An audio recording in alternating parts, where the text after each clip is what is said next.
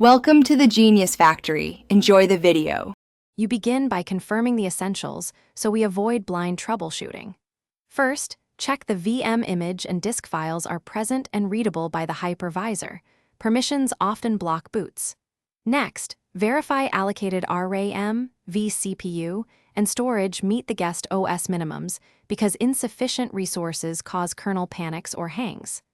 Finally, make sure the hypervisor service is running and CPU virtualization, VTX or AMDV, is enabled in BIOS.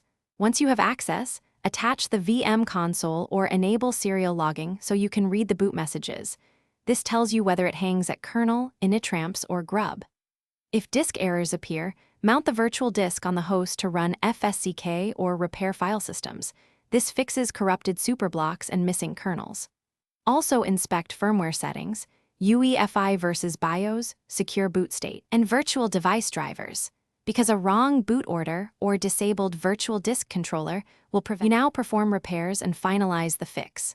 If the bootloader is corrupted, root into the mounted image and reinstall grub or repair UEFI entries. You may need to reinstall the kernel package if modules are missing. Make hardware tweaks next. Switch virtual disk controller type, increase RAM, or reattach the correct ISO to repair from rescue mode. If things still fail, clone the VM, test snapshot rollbacks, and collect serial and hypervisor logs for deeper diagnosis.